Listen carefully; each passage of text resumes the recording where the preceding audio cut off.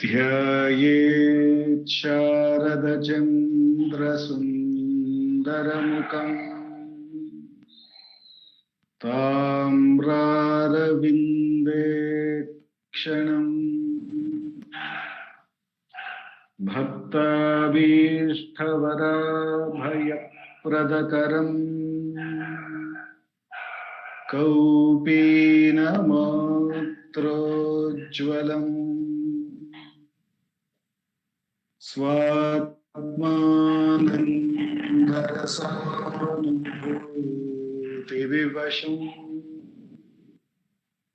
सर्वानवद्याङ्गकम् श्रीमन्तं श्रीरमणेश्वरं गुरुवरं योगासनाध्यासितम् ध्यायेत् श्रीरमणेश्वरम्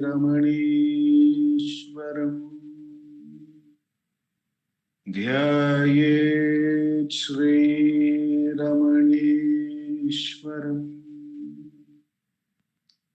ध्यायेत् श्रीरमणेश्वरम्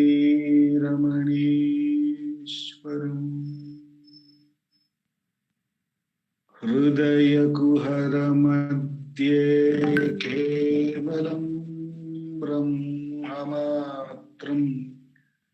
यहमहमिति साक्षादात्मरूपेण भाति हृदि विषमनसा स्वं चिन्वतामच्युता पवनचलनरोधा आत्मनिष्ठो भवत्वम्। Ramana. Happy Vijayadashmi to all. We'll commence today's evening Atma Vichara by listening to Bhagavan's Upadesham, and we have been reading from the book Ramana Answers Self-Enquiry 1900 to 1950, a compilation of all the answers given by Bhagavan on the subject matter of Atma Vichara, self-enquiry, by our founder president, Sri A.R. Natarajanji. And we have been looking from the question and answers between 1936 to 1950, and we have reached the sixth question. After reading the question and answer, we will contemplate on it by Bhagavan's grace and then have a 20 minutes Atma Vichara session, following which Sharadaka would be talking about the same subject of Atma Vichara from Ramana Gita, and then we will have the concluding prayers to Bhagavan. The sixth question that has come for this week is, what exactly is this self of which you speak? This is a question put by the devotee. What exactly is this self of which you speak? If what you say is true, then there must be another self in man. I repeat the question. What exactly is this self of which you speak? If what you say is true, then there must be another self in man. Bhagavan, can a man be possessed of two identities, two selves? To understand this matter, it is first necessary for a man to analyze himself. Because it has long been his habit to think as others think, he has never faced the I in the true manner. He does not have a correct picture of himself. He has too long identified himself with the body and the mind. Therefore, I tell you to pursue this enquiry, who am I? You ask me to describe this true self to you. What can be said? It is that out of which the same of the personal I arises and into which it would have to disappear. I repeat Bhagavan's answer. Can a man be possessed of two identities, two selves? To understand this matter, it is first necessary for a man to analyze himself, because it has long been his habit to think as others think. He has never faced his I in the true manner. He does not have a correct picture of himself. He has too long identified himself with the body and the mind. Therefore, I tell you to pursue the enquiry, who am I? You ask me to describe this true self to you. What can be said? Is it that out of which the same of the personal I arises and into which it would have to disappear? When I first read this answer, Bhagavan made me look at our daily experience of the dream. Say, suppose in the dream, if I ask somebody, what exactly is this waking I, that body, that mind that you're talking about? What you say is true, then there must be somebody else other than me. It's something like that, isn't it? Because the dreamer is not able to recognize the one who is sleeping and dreaming. And therefore his question is there, how can there be somebody? And also, whatever is the dreamer going to, in the dream, whatever other person would point to the real self, it will all be part of the dream itself. It will not be the real self or the real waking person that he can point to. He can talk about that you are the one who is sleeping is on the bed, he is lying down. He can talk about all of it. But for the dreamer, it looks something not graspable. But as soon as the dreamer understands that whatever instruction that is being given to him in the dream is equally the same dream itself, and therefore he cannot transcend it into that sleeping one until he let go this entire dream process, until the dreamer recognizes it. If he doesn't recognize, he will continue to put all the efforts in the dream, trying to recognize the one who is sleeping. And no matter how much effort he puts, we know he will never recognize the sleeping one in that dreaming state.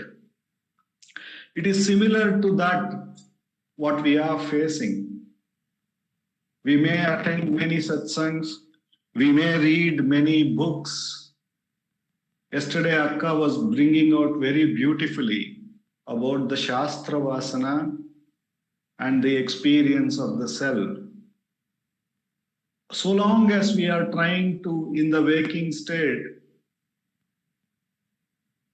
this can be correlated to as long as we are thinking, as long as we are holding on to the process of knowing and not knowing or recognizing the whole process of knowing, the knowledge part, we are still in that same realm of knowing alone. But only when we transcend, when we recognize this whole knowing is similar to that dreamer trying to know the sleeping one in his dream, it is similar effort until we recognize. Because even when I say I don't know the self, I know it. Even when I say I know the self, it's still a thought. Therefore, as long as this thought-based understanding is held to be real, we are still in that, it's as good as the dreamer being in the dream state. Or it is as good as the Shastra Vasana. The real experience would only come when we transcend this whole area of knowing and go to that truth where there is nothing to know. And therefore, it remains in that perfect silence of its own state. So it is similar to that. So Bhagavan is saying here, can a man be possessed of two identities, two selves? To understand this matter, it is necessary for a man to analyze himself. This analysis, am I trying to know the self in the same state of this waking?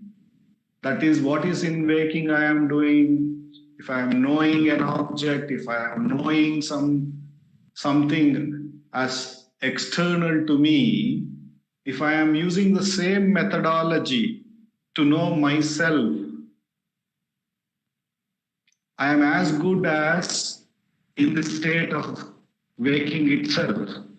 Unless we completely analyze our effort, Bhagavan is saying, our effort to know the self in the waking, we will not know the self, because it has a long been habit to think as others think. When I came across this self, when I started the Atma Vichara section, what it hit me when Bhagavan said this, because it's been long habit to think as others think, he has never faced the I in the true manner. Everybody sees me as this body. Everybody sees me as, in a subtler way, my behavior as me. As long as I also see myself as this body, as long as I also see my behavior as myself, then I am not seeing who I am really, or I am not truly inquiring who am I. This is what it hit me back then, and that is what Bhagavan is saying. Everybody sees us as body, everybody sees us our mental activity as our behavior, and therefore, when somebody says, and Ambika Akka, I remember saying, if somebody says you are a donkey, we feel that it is said to us because it may be some behavior of us that they may be referring to, but we don't see the difference that they are referring to one of my behavior as being similar to that of a donkey, and it is not me. I don't differentiate. The moment they say you are like a donkey, I take that it applies to me. It is a similar way. It's a similar approach that we take. Therefore, Bhagavan is saying, it has been a long habit to think as other think. You have never faced your I in the true manner. So Bhagavan says he does not have a correct picture of himself. He has too long identified with the body and the mind, which is how everybody sees me. Therefore, I ask him to pursue the inquiry, who am I? Therefore, now having recognized that all my behavior, which is in the form of thoughts in the mind, and all this physical body is really not I. This is how people see me. When I really recognize this, and then when I sit with the real question, who am I? Bhagavan says, you have, then only the inquiry starts. So Bhagavan is saying, you ask me to describe the true self to you, what can be said? It is that out of which the same of personal I arises, and into which it would disappear. So Bhagavan gives a very important clue here. He says this whole mental behavior, this whole body, everything which appears, this is the personal I, it arises from that self and it disappears in that self. So what it means is when all of this waking I, all of this behavior, these concepts, these thoughts, really disappear, this knowing, this doing, everything simply disappears, then the self, it would disappear into that real self only, and therefore that self becomes completely evident automatically. That is what Bhagavan is saying. And for that to happen, this inquiry, this true inquiry, who am I, has to be put. And when we trace all our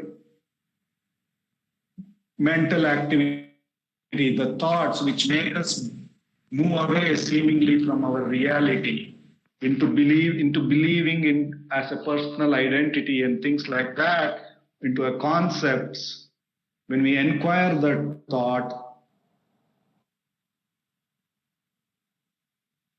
to whom is this thought? Who am I?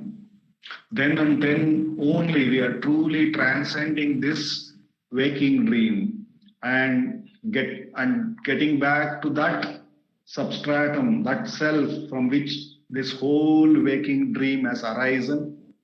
Only when we inquire, it subsides back into that true self that is, and it becomes very clear. Bhagavan is asking, this is the way that it is going to disappear. It is not going to disappear by simply contemplating with more thoughts, with more knowing, or in any such way. It is only by truly inquiring, who am I? By totally recognizing that this body, this mind is all, and in any inquiry, any answers that may come in this form of mental thoughts or in the form of the body or actions or anything would all be still in the waking state. Only by inquiring, who am I, and taking or disregarding this whole thoughts and this body and actions and knowing everything, when we totally disregard and give reality to the true question,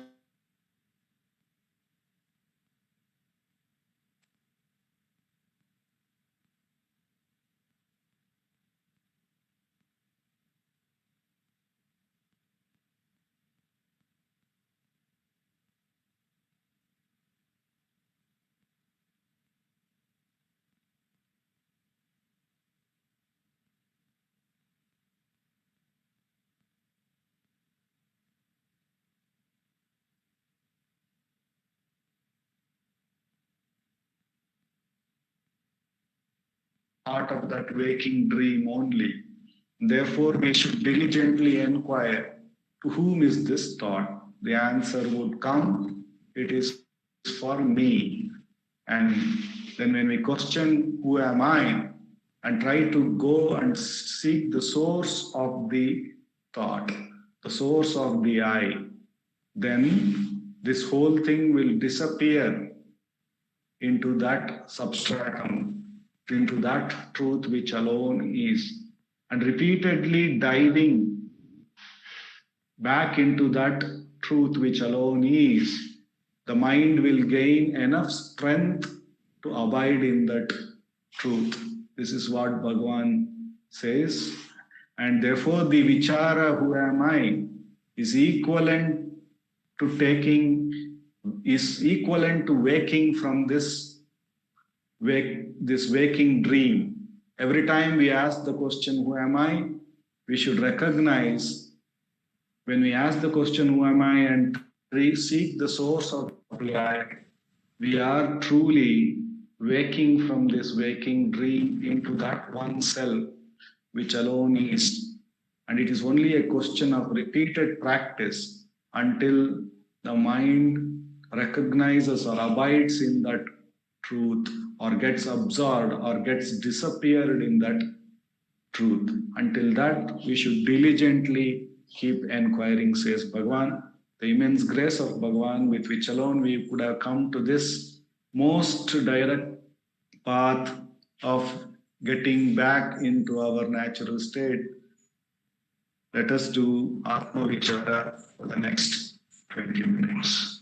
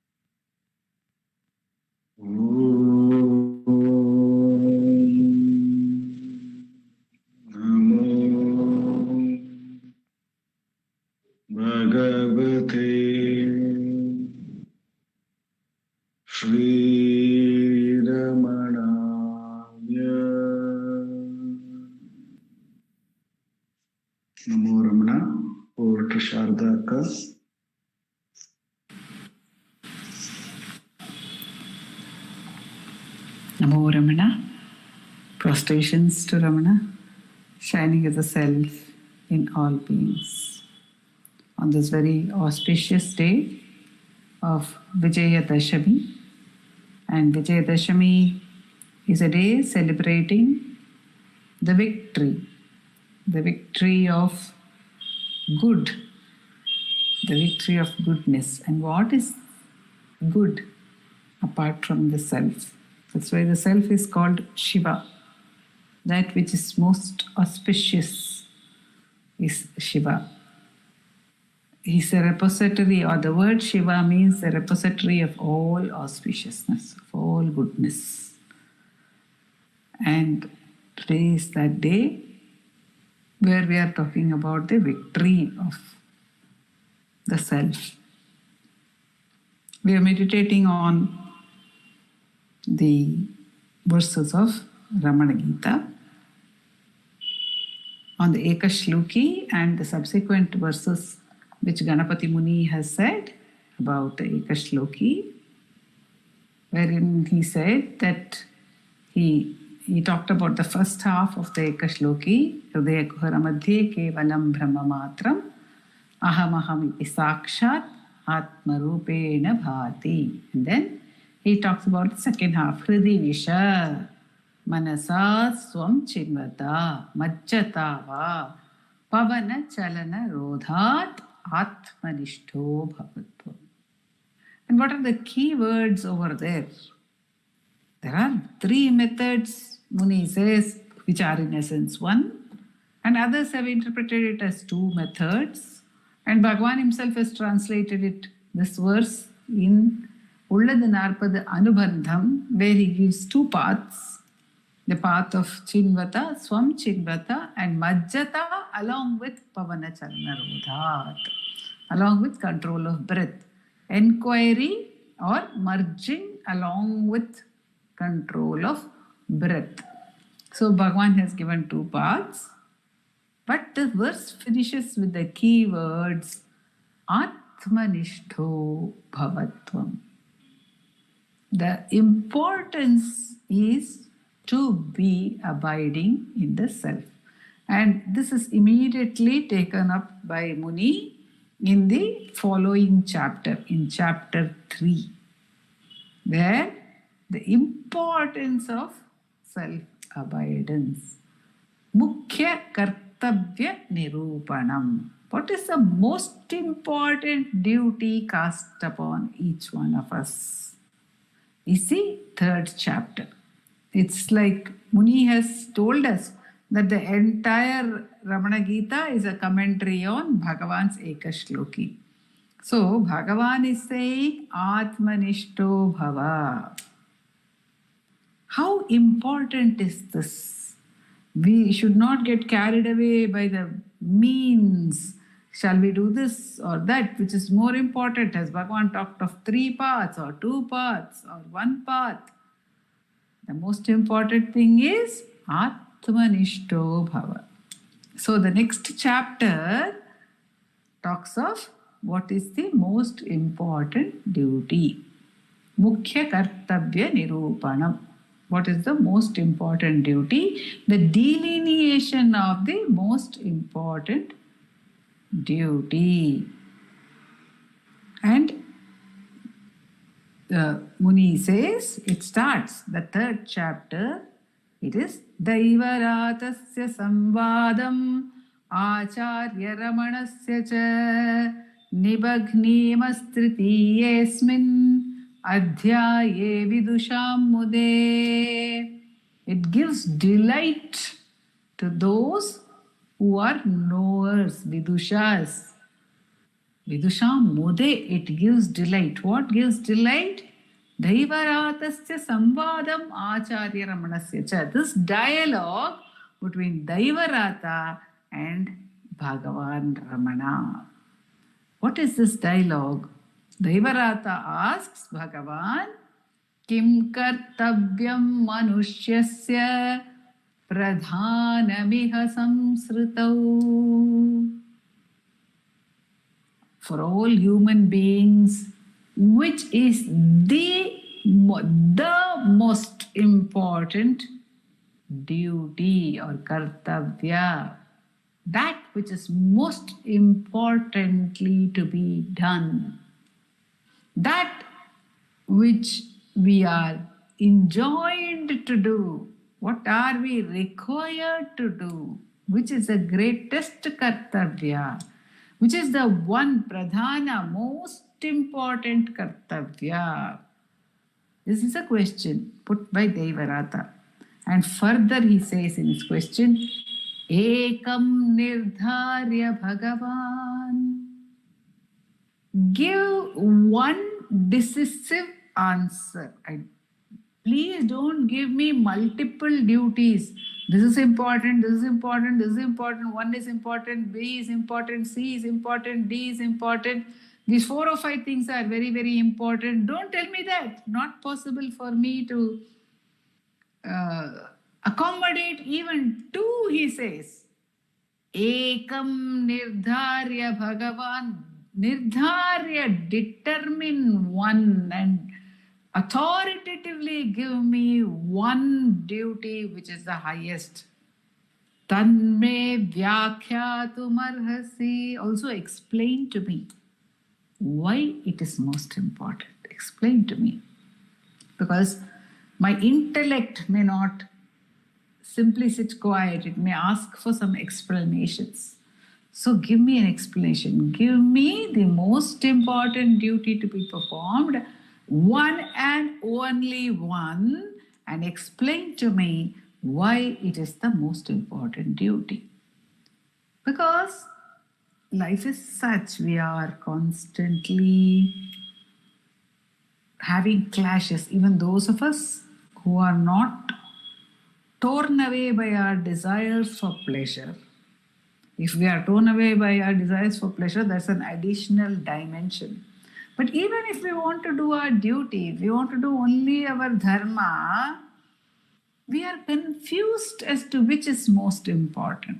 Is it most important to do Ishvara Seva, to offer ourselves to God, or is it equally important to serve our elders, our mother and father?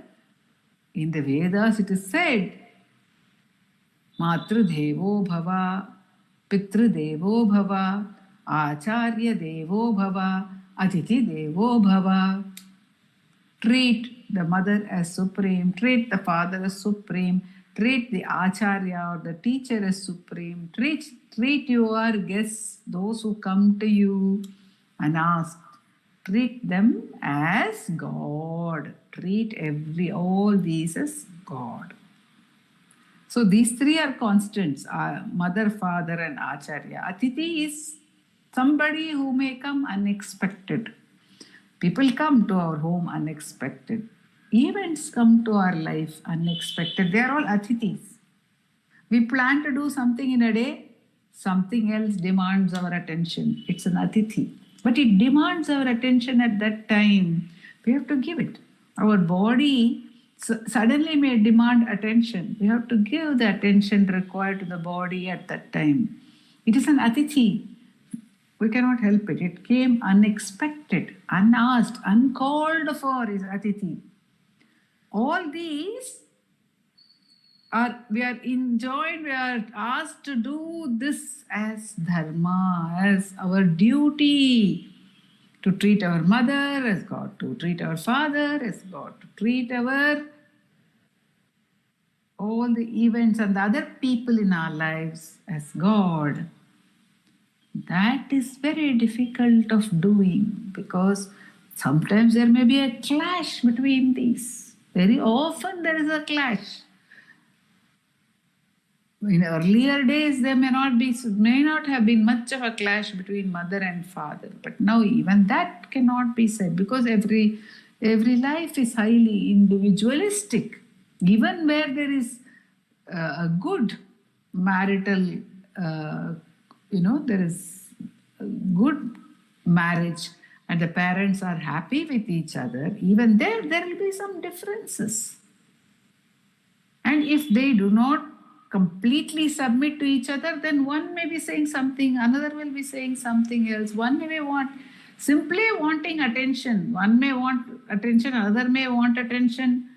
To whom can we give attention? Can we give attention to all at the same time? So Daivarata says, give me one duty. And Bhagavan gives the answer compassionately. He says, Swasya Swarupam Vigneyam Pradhanam. Pradhanam. What is most important? What is the most important duty? To know oneself. Swasya Swarupam Vigneyam. That is the most important duty. However, it is most important. I won't say it is most important to everyone, says Bhagavan. Pradhanam mahadicchata. If someone wants the greatest, if someone wants the best, if someone wants the ultimate, to that person, he says, I am not forcing it anyone as the only, the highest duty. I won't force anything on anyone. But if you want the highest, if you want to achieve the highest purpose of life, if you want to achieve the purpose of life, if you want to achieve the highest goal, mahadicchata, if you want the highest, then self-abidance is the only duty that is cast upon you. It is the highest. So when you talk of something as the highest, all the other things are included in it. So if you have taken care of your own self-abidance, you have taken care of all other duties. Bhagavan then gives the explanation in the second half of the verse. Pratishtayatra. Where if you are established there, Atmanishto Bhava, he said. No.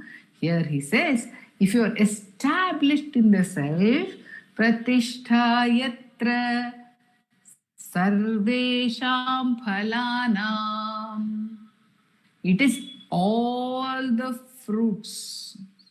Sarvesham Phalanam Utakarmanam Pratishtayatra Sarvesham Phalanam Utakarmanam. It is alone the fruits of all actions, the fruits of all actions. What I may want to achieve by my studies, what I may want to achieve by my seva, what I may want to achieve by my practice, what I may want to achieve by being to people, by being kind, by my love and affection, by my regard for my parents, by my regard for everyone else, by every practice of goodness, by every sadhana, everything, all the fruits of all actions, sarvesham karmanam phalanam. It is the fruit of all actions. It's the fruit of all actions. There is nothing higher than that. Asti netodhikam phalam, Bhagavan will tell us. So he is telling us the importance of self-abidance. When we recognize its importance, automatically we will turn back to it. Automatically we will try to practice it. We are drawn away by so many other pulls. This is important today, this has to be done today, this has to be attended to today. This has to be attended to is the feeling we have about so many things. About so many things. This has to be attended to. The self has to be attended to. The self has to be attended to. If we are certain about that, if we have that strong resolve, it is called Dhruva Smriti. In Ramana Sahasranama, Jagadishwara Shastri has called Bhagavan Dhruva Smritaye Namaha. Dhruva is one who had that ekagra. He had that single-minded attention. So that importance, that no matter what else is there to be done, it is not as important as abiding in the self. So when we give it that love and attention, when we turn to it repeatedly with that conviction that this alone is important, because for what sake are we doing anything else? Yajnavalkya tells Maitreyi, it is only for the love of the self that you love anybody in this world, O Maitreyi. Navare Maitreyi putrasya kamaya putram priyam bhavati atmanastu kamaya sarvam priyam bhavati. Atmanastu kamaya. It is because of the love of the self that you love everything and everyone, the husband, the child, the people, the places.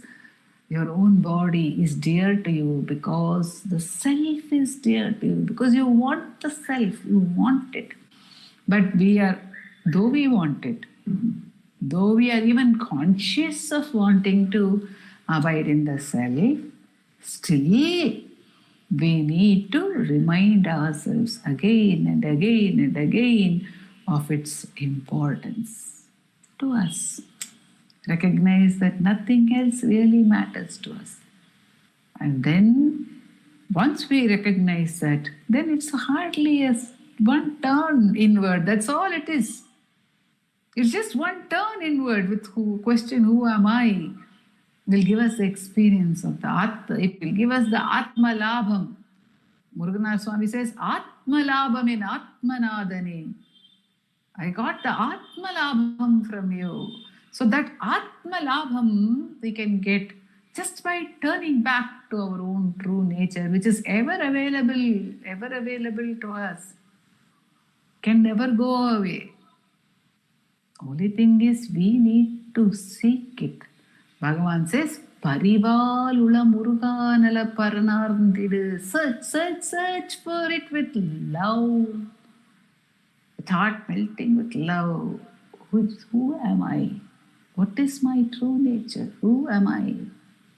When we seek it with that love, turning inward, seeking it, it will automatically be revealed. And that's why Bhagavan says, Atmanishto Bhava, you will become Atmanishta. He assures us. Om Namo Bhagavate Sri Ramana.